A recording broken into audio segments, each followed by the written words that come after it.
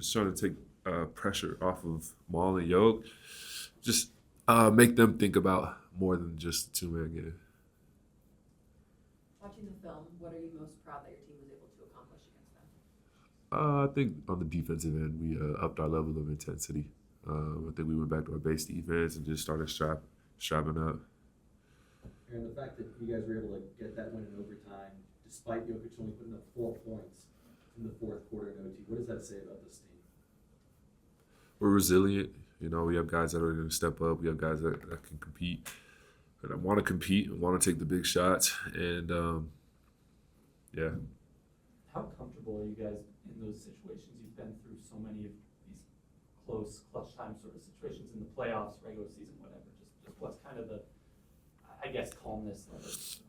So we know what we're trying to get to. And with the zone you guys were using, some possessions it looked viable, other possessions it looked not very good at all. I guess what was the difference in those possessions? Was it just intensity, or was there more schematic stuff behind it?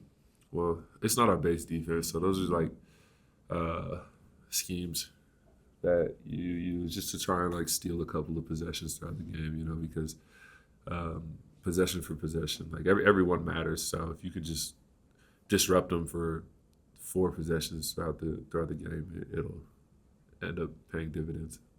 Aaron, it was great, being able to adjust the intensity defensively halfway through that game. Do you feel like the team has an understanding of why you were able to flip that switch and maybe a direction on how you can start the games off that way, stay in that rhythm? I believe so.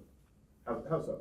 Just like, well, what is it? Is it a mind frame? Is it more strategic adjustments? What do you think it is? No, just understanding what's needed, just out of necessity, wanting to win, the desire to play defense. You guys did a good job of showing Kawhi a crowd on his post-ups, isolations, and there were multiple corner threes because I think 2 from Chris Dunn, 1 from Derrick Jones Jr. What was kind of the key to doing that? Just show bodies. Kawhi, man, he's really, really, really, really good. And so is James. So it's just to not leave anybody on the island and make sure that he sees multiple bodies. What have you done from a mental preparation standpoint when it takes a certain amount of comp to hit the big 3 that you did, and even the free throws that you did at the end of the game? Repetition, preparation, keeping things in perspective. Everybody always talks about the adjustments game by game. To what extent do you feel like the team understands what those adjustments will be, can predict what they will be? That's why we have DA. DA is a great coach and he understands the game of basketball very well. So, we trust him. To what extent, then, the question I'm kind of getting at is, to what extent do you think success will come from executing the things you already know right now versus being prepared for the questions that are going to arrive in the future? One more time?